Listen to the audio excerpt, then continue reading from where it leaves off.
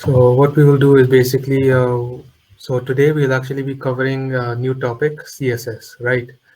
And before we actually get into CSS, let's actually revise last week's topic, right? Because there was a lot of, there were two sessions, and in this one week, you guys could have maybe forgotten some things.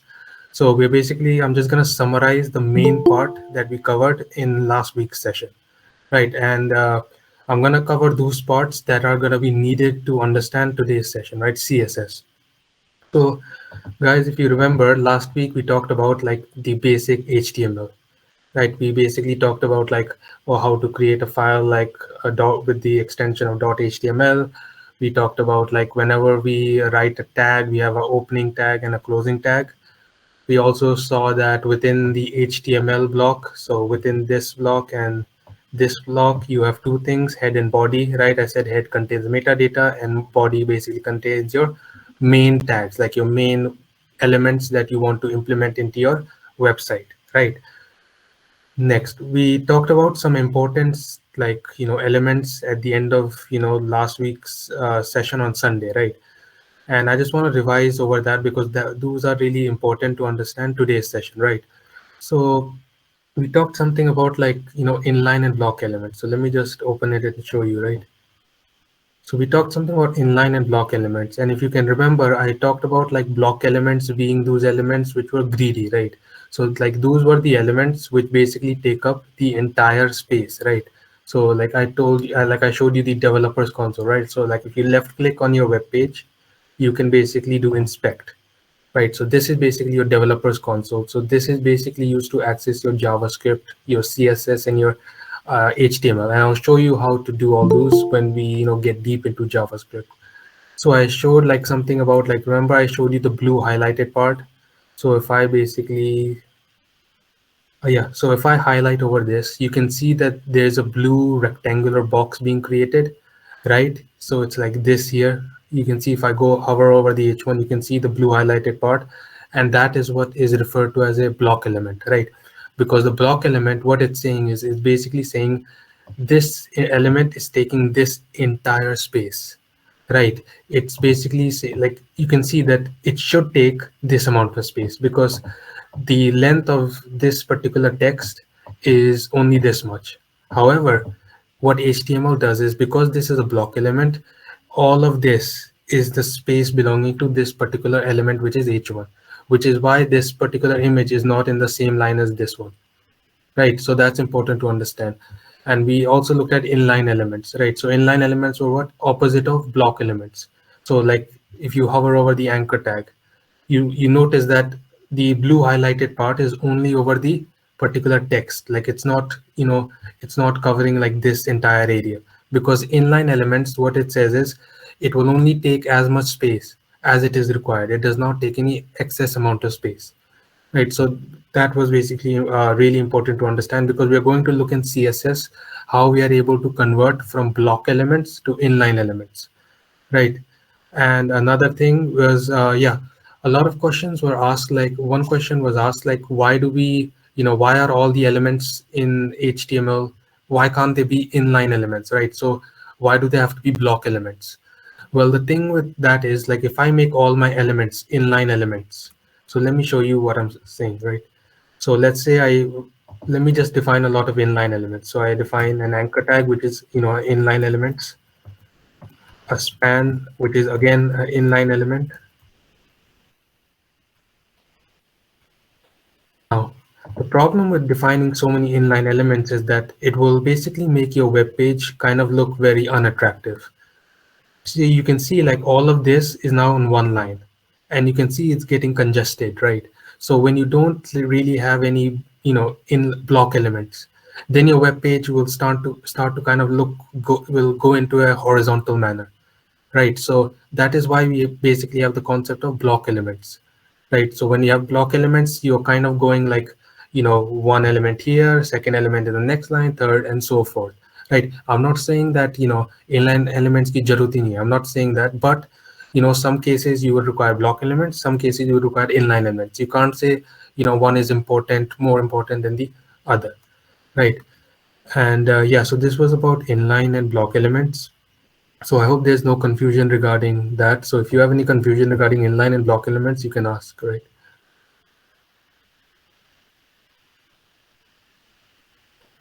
And then, based on the concept of inline and block elements, we looked at division elements, right? And division elements, I told you like division elements are like, consider them as like, bags, like consider them as a box, right? Because within the box, you want to kind of encapsulate data, like you want to encapsulate like a heading, a paragraph, an anchor tag, right? And why do you want to do that? The reason you do this is because let's say you want to, talk about a particular topic, right? Like let's say I want to talk about like any sport. I want to talk about football. So my heading is football, right?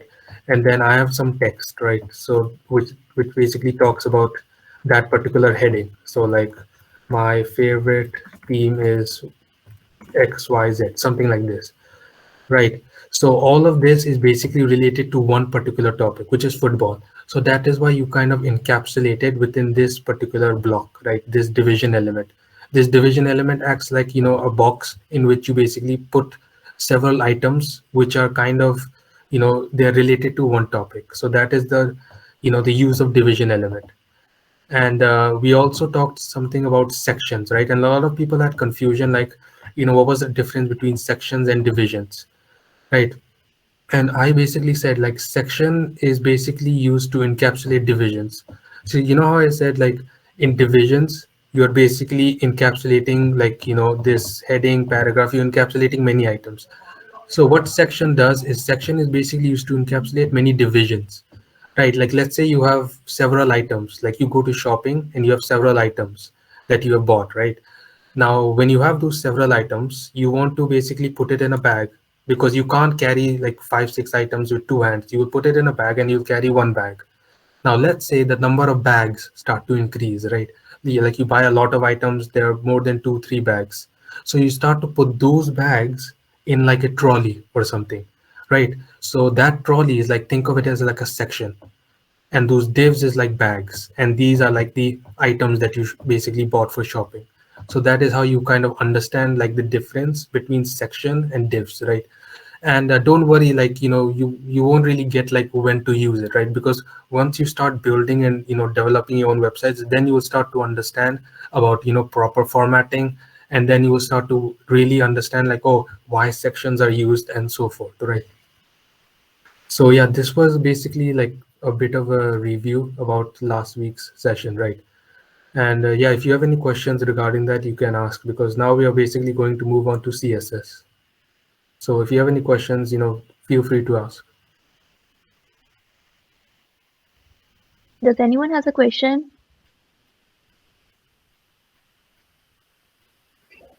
Okay. So before moving forward, I request all of you to please join through community portal if you haven't, because attendance won't be taken manually. So please make sure you have joined through community portal. Thank you. Ayush, you can Yeah. continue. So this was basically the review of the last week's session, right? And if we move on to, let's move on to CSS. And so I basically introduced, a little bit about CSS. So I'm sorry, does anybody have a question? Muti, can you just help out? Yeah, just a second.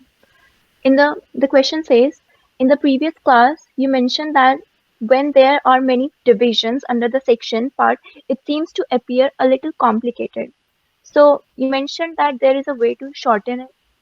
Oh yeah, yeah. So basically, I said that because I have so many divisions, right? So within these divisions, like you can see, right, within this sections, I have so many divisions. So I basically showed a technique to shorten it, like saying like you see this arrow here, you can basically click it, right, and you can see like it all kind of goes away. Right. So this was basically the way to shorten it. Like you have so many divs, and when your code, starts to get congested, what you can do is you have an arrow here, just click it and it goes away. So that is kind of how you basically get rid of them. You don't get rid of them, but you just hide them. So it's better, it has a better look. That's kind of it. Yeah. Yeah, so we'll basically start with CSS, and I basically mentioned CSS in the very first class, and I said that CSS was basically used for styling, right? decorating your website, right? And let me just show you what the power of CSS can actually do, right? So I'm going to show you like some things that were made by other developers. Like you can see here, this was basically made using pure CSS and HTML. Like this is kind of like a loading screen. Whenever you refresh any website and you see the loading screen, like it's usually white, right? Like if I load any website, it will the standard is like it just will be white, but you can customize your loading screen, which is a great way to make it more attractive. So this is like a really great power of CSS. Another thing is, look, like this was made using pure CSS as well. Like you can see the background color, you can see like this particular element having a gradient type color. You can see like when I hover over this, it goes to black. This is all done using CSS, right? And look, another thing that another developer made, you can see this effect being done through animations and transitions, right? And you can see like how well the card is designed, and this is all done with the help of CSS. So I just wanted to introduce you like how powerful CSS can actually be, right? And you can see like this is the code for CSS. And when developers first start learning CSS, it can be a little bit intimidating, because there's more than 1,000, there's more than 100 properties, and it can be challenging to trying to learn all of them, and try to get, there's a lot of burden trying to understand all of them. But I think the fun part is once you start learning CSS and once you understand it, it becomes like really fun, because you get to you can design like websites like these. So yeah,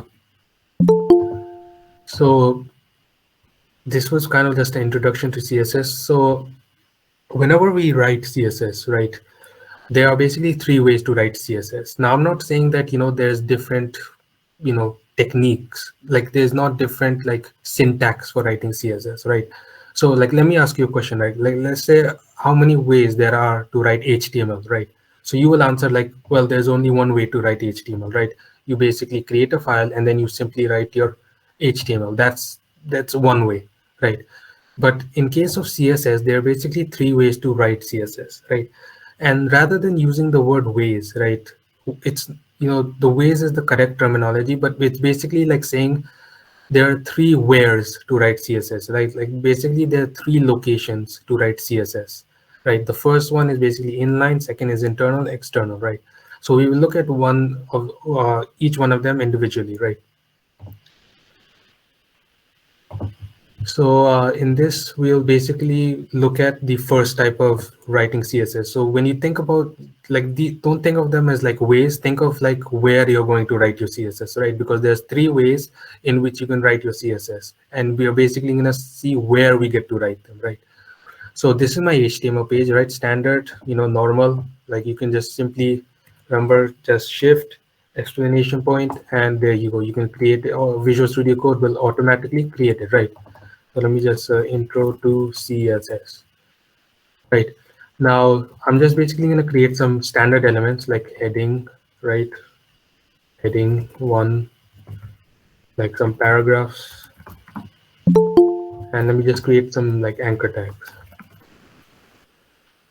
So now I'm just basically going to do this one, right? I'm going to do inline CSS. Now it's important, like I don't want you to understand what I'm writing, but just focus on where I'm writing it, right? So forget what I'm writing, like just don't focus on that, but do focus on where I'm writing, right? So I'm just going to open this with live server to see how it looks, right? So this is how our page right now looks like, right? So what I'm going to do is I'm going to do something like this.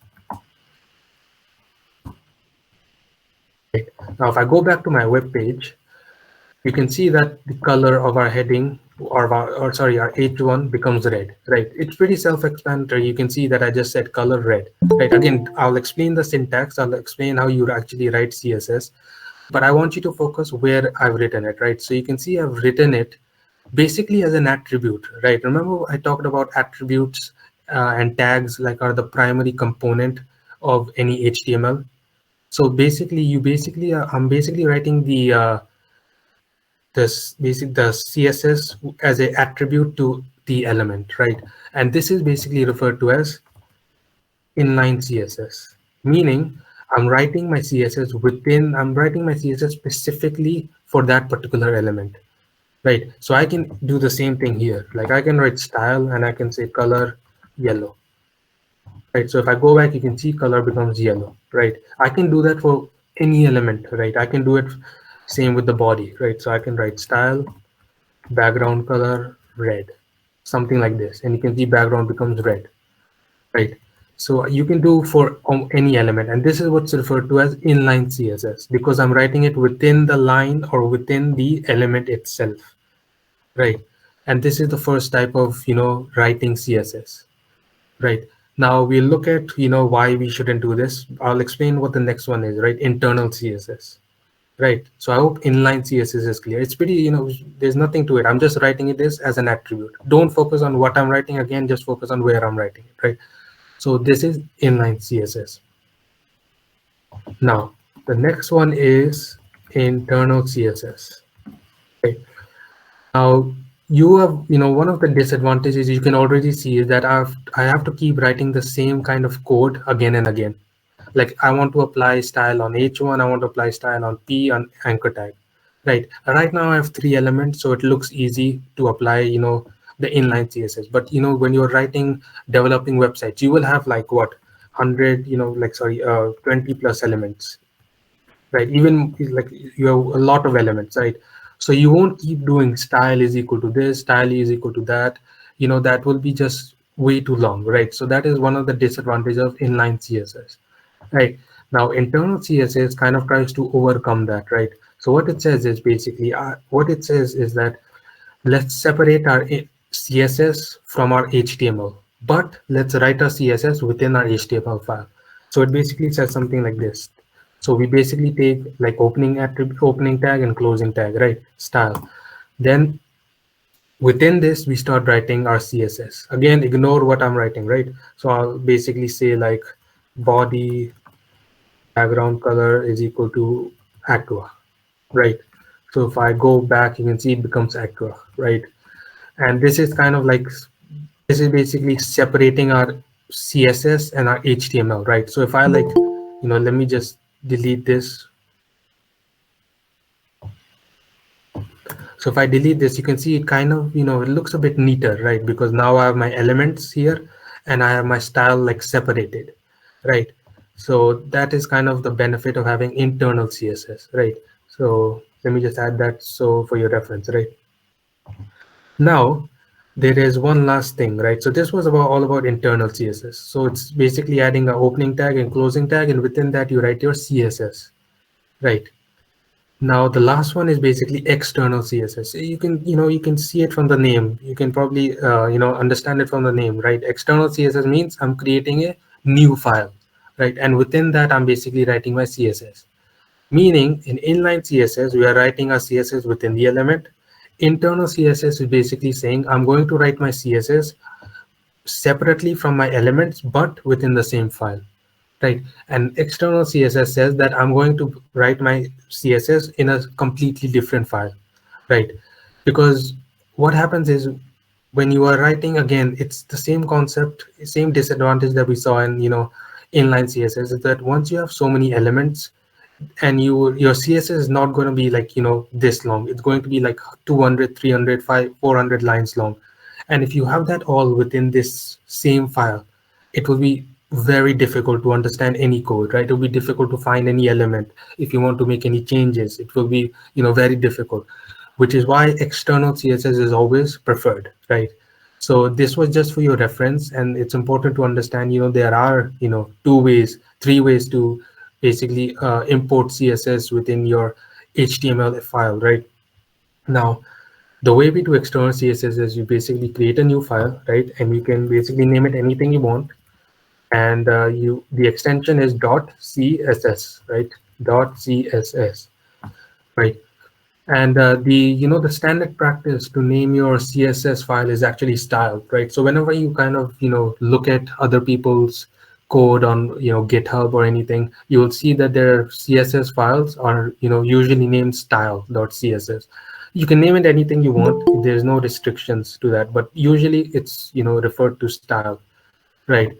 Now what I'm gonna do is I'm basically gonna Ayush, just a Yeah. second. In the comments, someone said that screen share is not working properly. So I want to ask how many of you are facing this problem? Raise your hand, please. Okay, you can continue. Okay. Thank you. So I was basically talking about external CSS, right? So I basically, let's see what we want to do. So let's say I want to, this anchor tag here, I want to change its color, right? I want to change its color to, something like green, right? So I'm gonna say anchor tag color to green. Now, if I go back, you will notice that, its color is actually not going to be green, right? Look, you can see that nothing changed, nothing happened to the color. It's still, bluish, purplish, right? So you can see I changed it to green, but nothing happened. Now, it's important to understand that when you are writing external CSS, you actually have to link your HTML file with your, external CSS file, right? And how we do that, we basically do that in the head, right? Because remember I said that the head was basically containing your metadata. Right. So because it contains metadata, you can basically link. So how you link is basically you type link and you type colon, right? So you can see there are several options, right? There is favicon. So don't forget, don't like, these are not relevant right now. You want to say CSS and you can see. So rel is basically specifying what type of, file it is. So ours is a style sheet, right? So cascading style sheet, CSS. And href, if you remember, our anchor tag has the same attribute.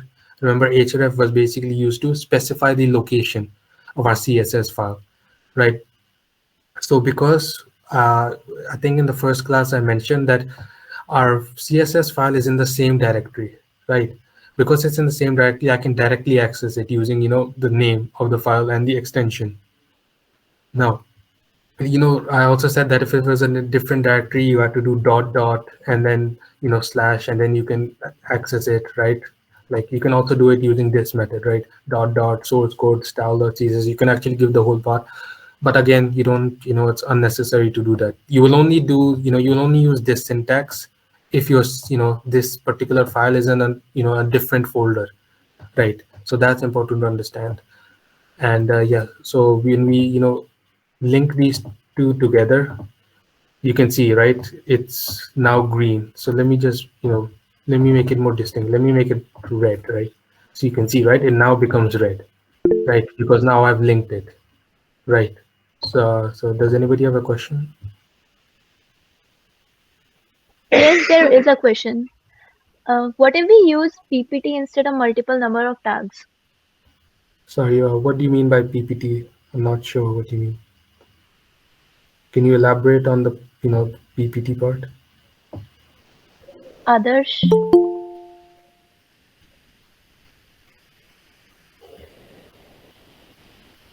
are you here?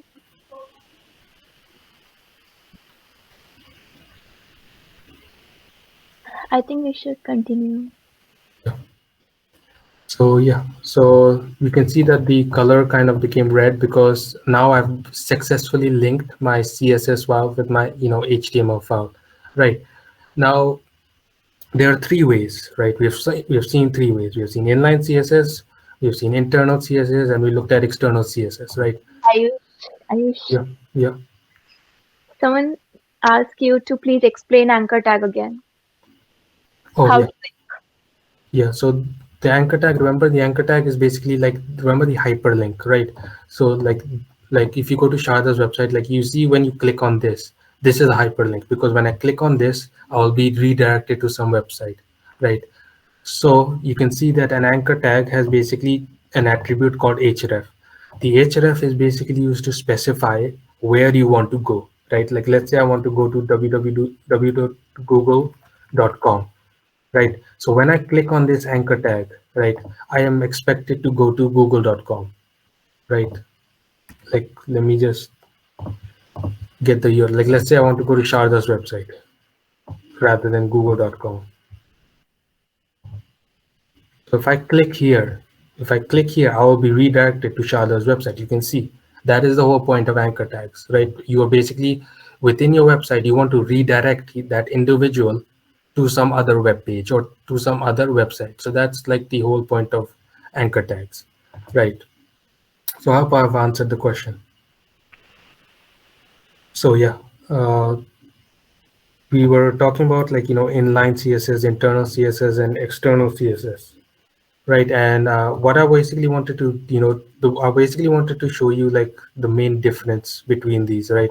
Like how inline CSS is different to internal and external, because it may be that you may face some difficulty when you're trying to integrate CSS within your website and some properties are not working. Like it may be like, you have applied color red, but it's like it's not showing, right? So I just want to, really make you guys understand that part. So we basically have the concept of priority here, right? Like level of importance, right?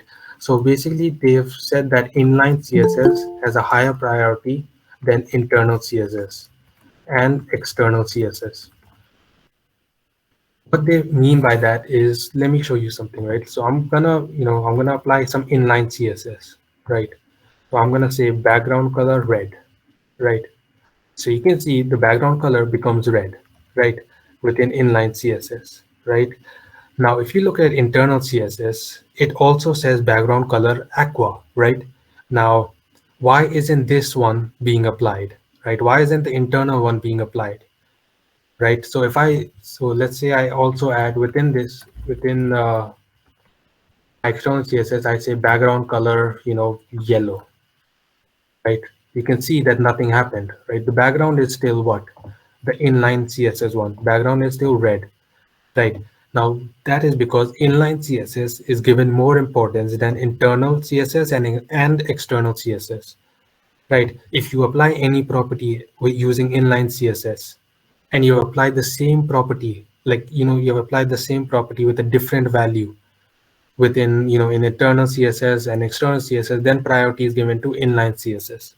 So that is important to understand, because there will be cases where, sometimes you just want to add one single line of CSS and you're kind of, too lazy to find it within your CSS because you have like, 500 lines of code. So you just want to quickly do it within your HTML. I have done it as well. So in that case, you need to basically understand why the priority concept, like we need to understand the concept of priority here, right? And in terms of comparing inline CSS versus external CSS, right?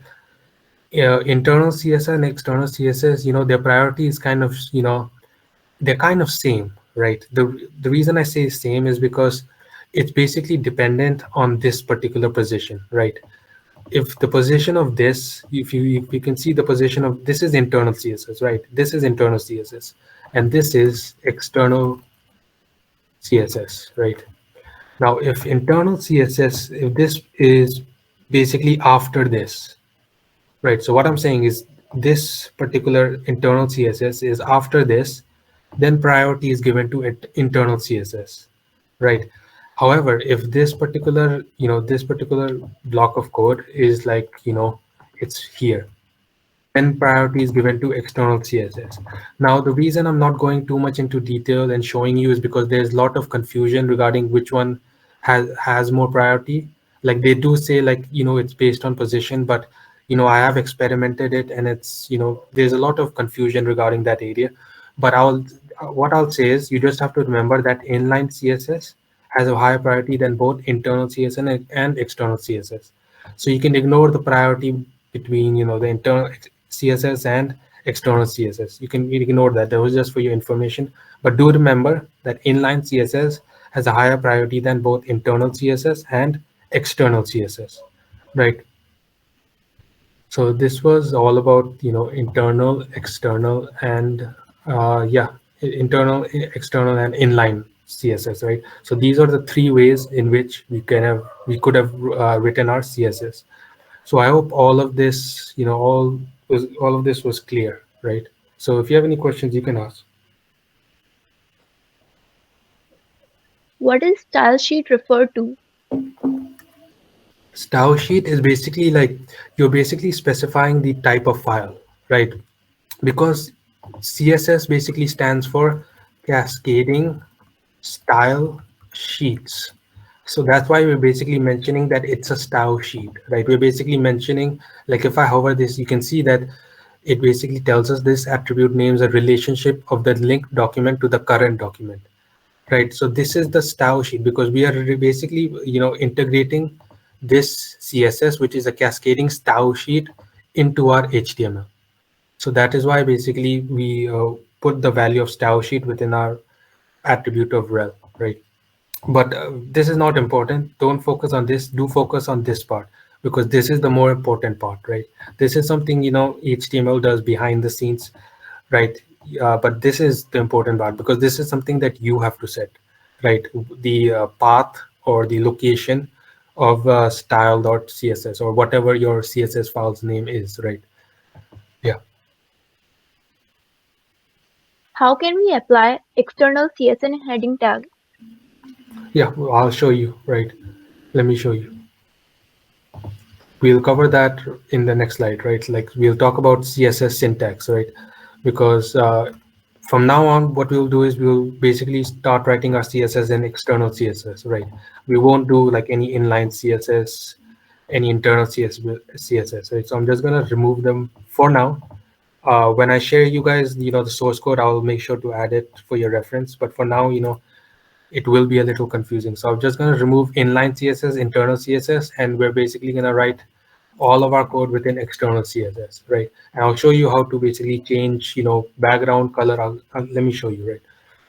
So it's important before we do that, we have to understand the syntax of CSS, right?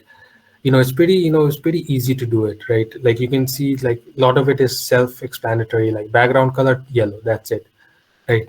So if let me just briefly explain the syntax. If you see that the first thing that we basically it starts off with something called a selector, right? So you can see that this thing, you see this thing is referred to as a selector, right? So if you what one thing you can basically refer to the selector as, that you basically, the selector is like which, right? Selector is like which element do you want to apply the style to, right? So selector is like which element, right? Selector is like which element do you want to apply the style to, right? Then comes your curly braces, right? Your curly braces, and within this you apply like five, six, seven, how many styles you want, right? It's not that you'll only apply one style, right? Like I want it, like let's say I want the font size to be large, right? So you'll apply multiple styles. Right. That's why within this angular braces, you basically put in, any n number of styles, right? So we have our selector, right? Then we have our curly braces. Then we have the property name, right? The property name is like what, right? What do you want to apply, right? What property do you want to apply? So that's basically the meaning of, property name is like what. So property is like what.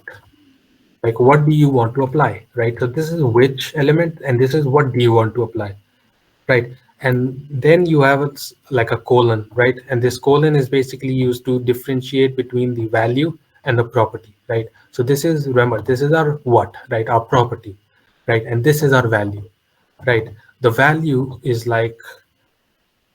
basically like how, right? How do you want to change the style, right? How do you want to change the font size? Do you want it large? Do you want it small, right? How do you want to change, like, how do you want to change the color? Do you want it red, green, that? So this is like a good way to remember the syntax, right? Selector, which element, property, what property do you want to apply? Like what style do you want to apply? And value is like how do you want to change that property, right? Now let's basically look at some of the things we can do, right? Let's play around with, some CSS, right? Now someone was saying that how, you can change the color of the heading, right? Now, remember I said that it starts off with a selector, right? And a selector can be any, HTML element, right? So I can basically say that, okay, I want to apply, a style to this particular element, right? So I can basically say h1, right? And one thing Visual Studio Code, does brilliantly is that you can see that it highlights it red, right? Once it highlights it red, meaning it basically tells you that you have kind of correctly selected an HTML element, right? Like if I type something like this, You can see that Visual Studio Code does not highlight it red. So you can see that there's some, a problem, right? There's no such element called this, right? So you can basically, you want to select the element H1, right? So you have selected H1, right? Then comes your angular braces, right? Then you want to apply whatever style, like I want to change the color, right? I want to make it like not gold, like green, yellow, right? So you can see it becomes, you can see the heading changed, right? Right, let me just make this like standard white, right? So you can see this is the color that is basically of heading H1, right? So I think that was the question being asked, like, how can you change the color of the headings, right? And you can apply, any style to anything, right? Like now it's important to understand, like, there's a, like more than I mentioned, right? There's more than 100 properties, right? Like, let me show you something. Like if I say background, look at how many properties there are related to background. There's background color, image, position, size, clip. You can see how many there are, right? The way, the way you kind of ease into this is basically you basically keep kind of reading documentation related to CSS, and you try to understand, these properties, and you don't have to understand all of them, right? It's only when you will need them and you will start to, search on Google, like how I'm supposed to implement this using CSS, then you will start to learn more about properties. But it's not something like, you have to memorize. There's no memorizing in CSS. All you have to do is just practice, and you will start to learn these, all these properties by yourself, right? So I'll basically show you guys some more styles, right? So let's say I want to change the font size, right? Size, like let's say I want to make it like 2.5 rem. Now don't like ignore this part, right? I'm going to explain about, units in the coming class. Like this is basically like a unit that's used to, it's a unit for font size, right? You can also have pixels, like you can also make it like pixels, right? Which is the unit, right? There's also like several units for particular font size, for image size, and so forth, right? So ignore this part, right? It's basically used to, change the font size, right? So you can see, like, let me just make it really large. You can see how large it becomes, right? So this is like the use of font size. You can basically change the font size, right? What else can you do? You can basically make your, make your text bold, right? So it becomes, you can see it becomes a little thicker, becomes a little bolder, right? And you can basically play around with all these properties, and it's really like, in the start, it's really fun because you can apply any property you want and you get to see it's working, right? So this is kind of, all about like just these are just some basic properties, right? So if anybody has any questions regarding that, you may ask. What is span tag in CSS? What is? Can you repeat the question? Span, SPAN, tag. SPAN, right? Span tag. Though the span tag was basically, I remember I said that there was basically two types of elements, right? Inline and block elements. And span was basically like a type of element, like it's basically an inline element, right? Remember my divs, right? Remember our division elements where I talked about block elements, right? Think of them as opposite to division elements, right? Opposite in the sense that these are inline elements and these are block elements. Now, what I will say is that these elements, right, these span elements are rarely used, right? Like usually what you'll have in span is basically some text, right? You just want some text within span elements because you just want like, some inline elements. And span are basically, they're rarely used, and all they're basically used is to, show some text, right? They're not like paragraphs, because paragraphs are, remember, block elements, right? So if you want a text like that is within a single line, right? Within a single line, meaning it's an inline element, then you use span element, right? That's it. Like all it's doing is it's basically showing some text. There's nothing, it's very rarely used, right? This is like the more important one, right?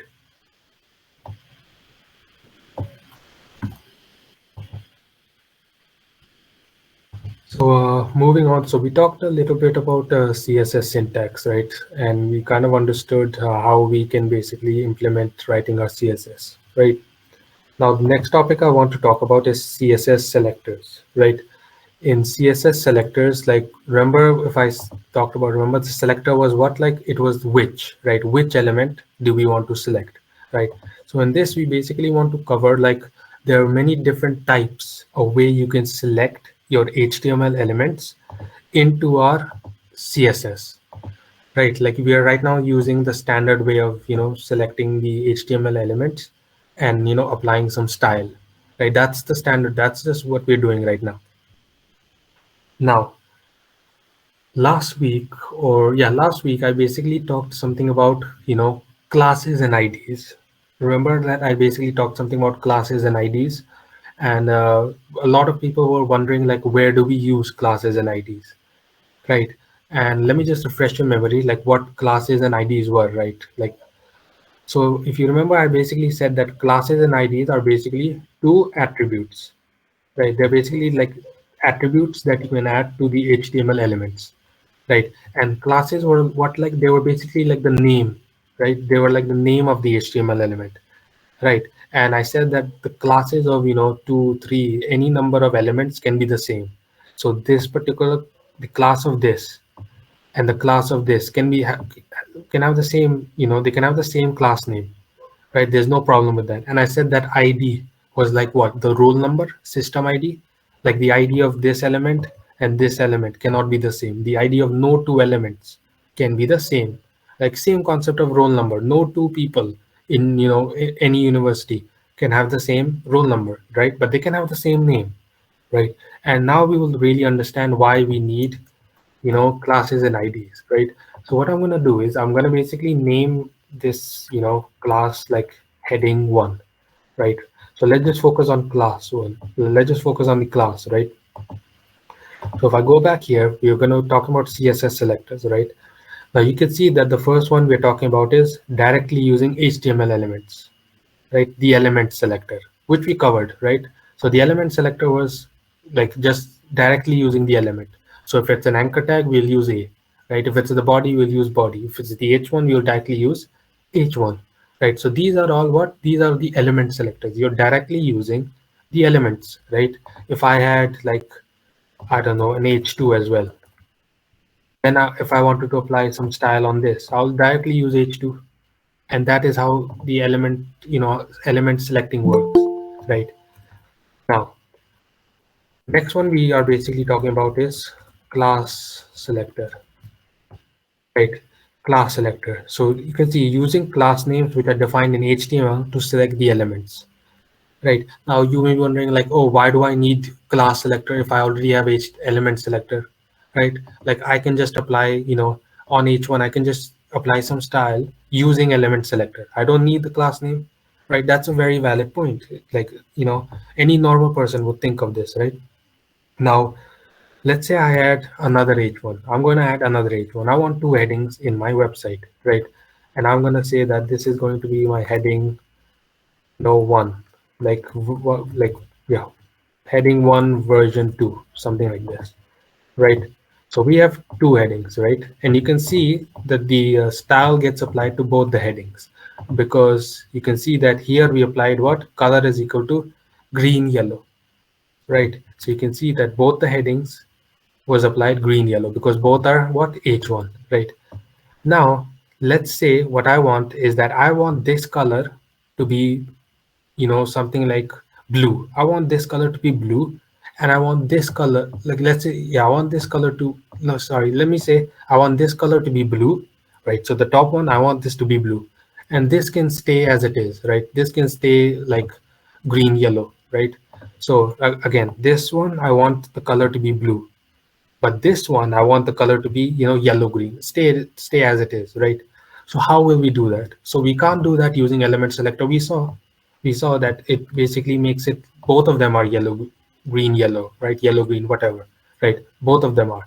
So we can't use element selector, right? So in this case is where we will use class selectors, right? Here we'll basically use this particular name that's specified for H1, and not for each for this particular h1, right? This class name is specified for only this h1. It's this name.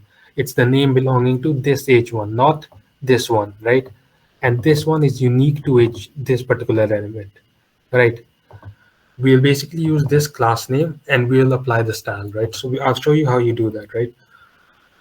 The way you basically do that is you will start off by writing dot, right? So when you write dot, right, and then you want to type your class name and then the angular braces, and within this you'll write your CSS, right? So dot class name. So what is our class name? If I go back to my file, my class name is what? Heading one, right? So I'll basically say heading one, right? Now I've selected my class. So what I'm basically selecting is the first H1. That's what I'm doing basically. In short, I'm selecting the first H1 using the class name, right? Which is heading one, right? So once I've done that, I can basically change its color to, we want it blue, right? So I basically change the color to blue, right? Now, if I go back, you can see that the first one is now blue. Second one remains as it is, because now we are using the concept of classes, right? I've given the class this one to only this particular h1, right? Not to this one, right?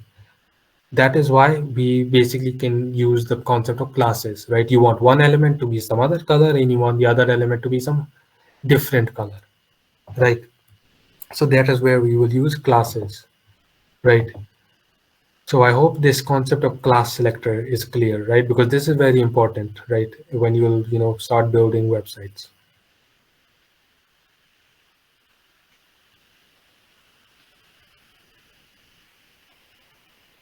So the next one I want to talk about is ID selector. So similarly, we talked about class selector, right? The next one is actually, yeah, ID selector, right? So you have like a ID here, right? And I said that IDs are basically what? They're unique, right? So meaning this H1 and this H1 cannot have the same ID name. ID, sorry, they can't have the same ID. They can have the same class name, but they can't have the same ID, right? So if I give this one like something like, ID heading one, right? Something like this. I've given an ID to this, right?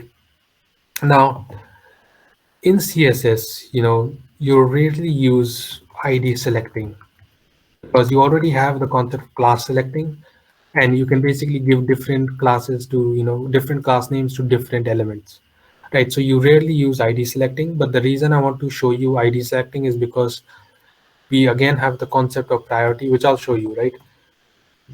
So ID selecting. So what I did, I basically, defined an ID for H1, right? And I want to change this particular element's color to something else, right? Now, how do we do ID selecting? So you basically, it's the same concept of class selecting. There's only one difference. Look at the difference, right? The difference is hash. Rather than using dot in class selecting, you'll use hash, right? And you will basically type the ID name, whatever ID name whatever it was, and you will type the property and the value, right? So in our case, if you go back, right, we go back to a file, what was our ID? Our ID was this, ID heading one, right? ID heading one, ID heading one. So we have selected, so what we have done is basically we have selected this element, right? So we have selected, let me just write, we have selected first H1 element using ID selecting, right? In this, we basically selected first H1 use, using class selecting, right? But here we are basically doing ID selecting. Now what happens, right? So what I'm going to do is I'm going to change its color to something like, I don't know, like, yeah, like cornflower blue, right? Now, if you noticed, like here I'm selecting the same element. Here I'm selecting the first H1 element. Here also, I'm also selecting the first H1 element, right? So which one will be applied, right? Will this one be applied or this one be applied, right? So I'm just gonna change the color because they're kind of like same. So I'm just gonna make it red, right? Right. So we want to know, like, will this element, will this style, will this property be applied, or this, this value will be applied? Because remember, style is being applied on the same element, right? But the values are different. So let's see which one gets applied, right? So you can see that the red one gets applied, meaning ID is given more priority. So that is again another important thing to understand, that ID selecting has higher priority than class selecting, right? ID selecting has higher priority than class selecting, meaning that if I apply two similar properties on the same element, right? I've applied the same property on H1 element, I've applied the same property on the H1 element, but their values are different, right? And I've done here using ID selecting, and here I've done using class selecting, right? And now the priority was given to ID selecting, right? And that is how it actually works, right? So that is why, whenever you're writing your HTML, I recommend that you don't use both class and ID. Either use class or either use ID, right?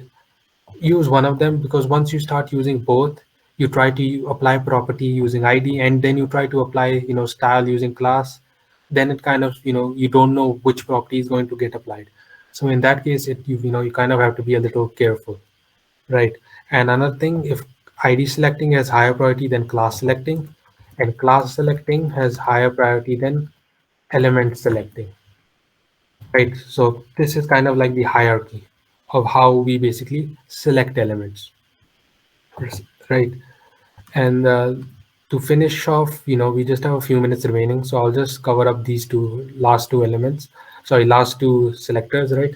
So the next one is basically grouping selector, right? So grouping selector says that you want to combine elements to apply same style on same elements. So let me show you what I'm talking about, right? Let's say what I want is, right, if I go back to my web page, right? What I want to do is I want to change this color. Like I want to basically I want to change the headings, the H1s to yellow, right? I also want to change this particular paragraph to yellow as well, right? So I want this particular H this so these this is an H1, right? Both of these are H1. I want the heading H1, I want the paragraph, and also I want this particular anchor tag to have all the color yellow. Right, right. That's what my problem statement says, right? Let's say it says that. So I want my H1 and my paragraph and anchor tag all to have color yellow, right? Let's say. Now, the obvious answer is like you can say like I can just simply do this, right? H1 color yellow. Then I can do paragraph color yellow. Then I can do anchor tag color yellow, right? Something like this. And you can see that it's a pretty lengthy process, right? Like I had to write like 9 lines of code there. So here we have the concept of grouping selecting, right? Grouping selector, right? In this, you can basically combine all the elements and apply the same style on those combined elements. So here I want my H1, my paragraph, and my anchor tag to have the color of yellow, right? So I'm just going to comment these out because remember the concept of priority would kind of kick in and this won't be applied. So I'm just going to comment some of these out. So I want my H1, my paragraph, and my anchor tag all to have the color yellow, right? So if I go back, you can see all of these are now having the color yellow, and we basically did it in like 3 lines of code, right? So this is where we will use grouping selector. Right, just combine all the elements in which you want to apply the same style. Remember, it has to be the same style, right? It's not like you want H1 to be green and this one to be yellow. Then you can't do grouping selecting because you want to apply the same style, right?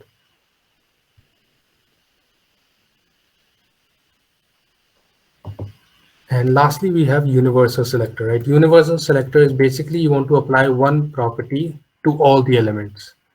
Like let's say what I want to do is I want the font size of all these elements to really be large. Right. So rather than selecting all these elements one by one, what I can do is I can use universal selector, right? And this I'll basically all you have to do is star, and within this you can basically type your property name, right? So font size like 5 rem, So you can see how big all of them become, right? All of them become huge, right? Because what I wanted was basically when all the elements. So this basically says all the elements, right? All the elements apply this property, right? So this is the concept of universal selectors. So we have universal selector, grouping selector.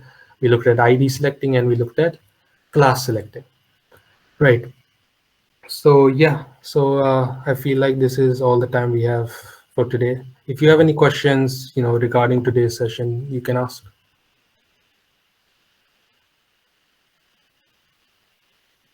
If you want to change the color of, like, you want to change the color of only one heading, right?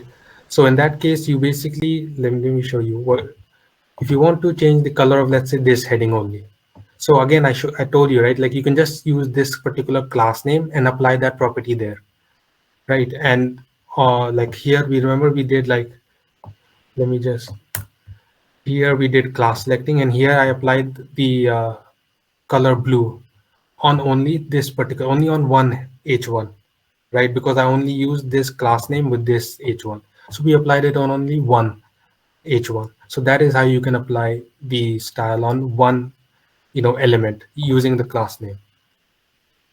If you want to if you want to change the color of only one heading in group selector, well, that's not possible, right? Because in group selector, you have to apply the style on all the properties. Like here, you can see this property is being applied to all of them. You can't, it's from, I don't think you can apply like this one on this one and then, suddenly say that, oh, I want this one to be green, I want this one to be red. In group selector, the whole point is that the same property or the same value gets applied to all the elements selected. If we use ID in external CSS and class in internal CSS, which will be prioritized? So if you use, so what are you trying to say? Like if you are using ID in external CSS and class in internal CSS, which one will be prioritized? So let me just write it. So you're saying that I have I have internal CSS here, right? And you basically want to use a class, right? So let's say heading one, right? Like heading one, and let's change its color to red. And you're saying that using ID in external CSS, right? So we're using the ID, which is this one,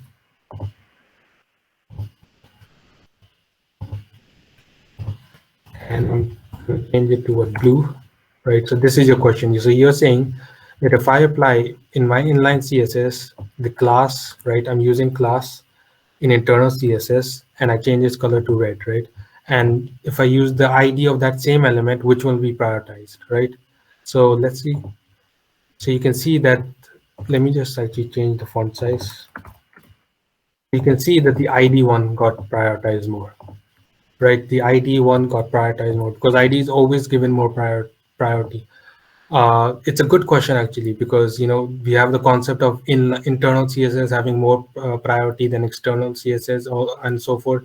But it will always, if it sees a class and a heading of the same element, ID will always be given more priority, right? It's basically looked at both of them and saw that this one was given ID, more priority given automatically.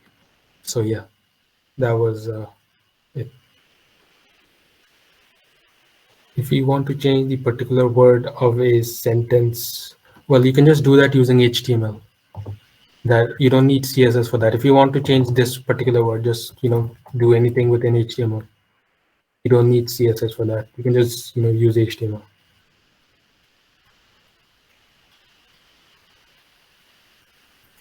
So does anyone have any more questions? Please ask your questions if you have any. And I request you to please switch on your cameras for a little bit.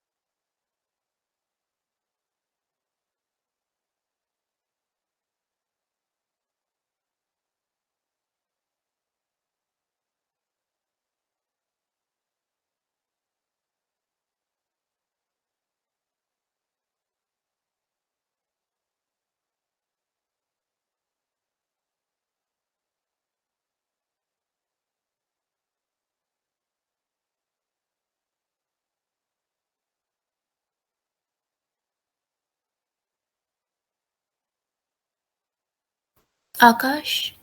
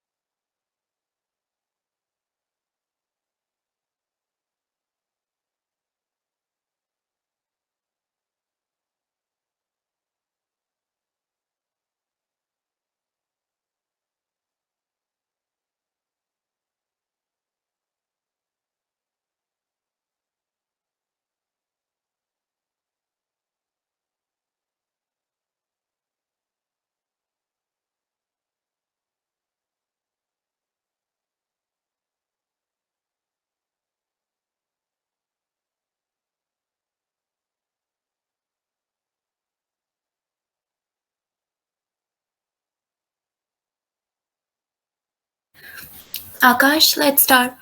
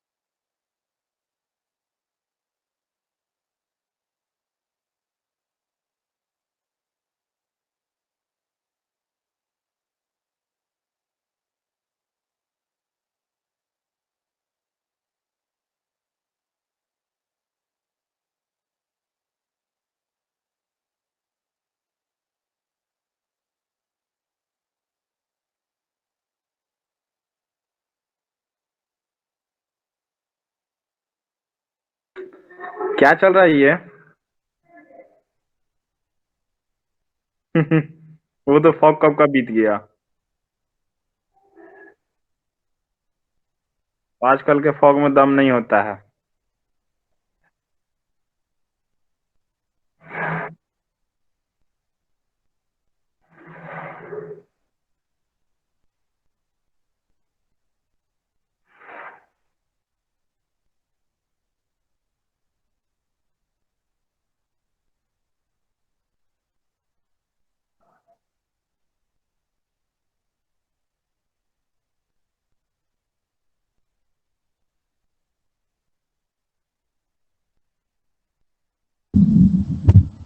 भाई कौन है जो ये भी ले रहा था वही है।